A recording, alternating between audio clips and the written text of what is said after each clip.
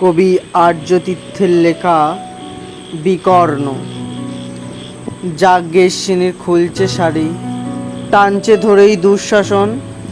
দায় ছিল যার গর্জে ওঠার, নিচু মাথায় সে পাঁচজন। দুর্যোধনের নগ্ন উরু, ইঙ্গিতে তার ধর্ষকাম।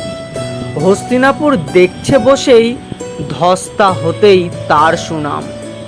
অন্ধ রাজার সিংহাসনেই আত্মচেঁচান বৌমা তার, নিজের দলেই নির্যাতনেই সব রাজা হন নির্বিকার।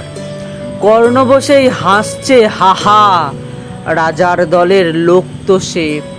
শর্তবিহীন সামর্থ্য নেই, তাবতারম সুখ বসে। ভীষ্ম, দ্রোণ, কৃপ, নীরব সরকারি লোক হাজার হোক, রাজার কথাই তোমার কথা, তুমি যখন রাজার লোক। খলশকুনি দেখছে বসেই, বস্তুত সে ধ্বংস চায়। ঘরের মাটি লাল হয়ে যাক দেশ বিভাগের যন্ত্রণায়।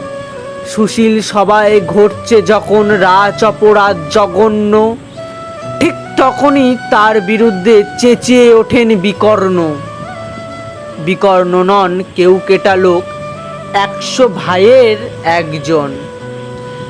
তেমন করে এর আগে কেউ তার কথাটাই জানতো না। যদু গৃহে কারেনিরা, অন্তত তা নেই লেখা। ভীমকে যখন বিষ খাওয়ালো, তখনও তার নেই দেখা।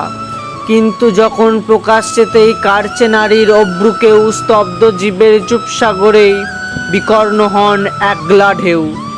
চেঁচিয়ে ওঠেন রাজার কুমার যুবরাজের বিরুদ্ধেই, মহাবলীর পাণ্ডবেরও তখন গলায় সে সুর নেই। রাজাও যখন নীরব থেকে সায় দিয়ে যায় ধর্ষণে, ঠিক তখনই সমস্ত যুগ বিকর্ণদের সর্ষণে।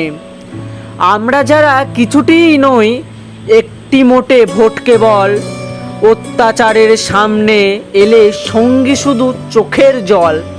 পোষ্যভাবে যাবনা চেবায় অন্ধ এবং নিকর্ণ, প্রার্থনা থাক আমরা যেন একবার হই বিকর্ণ।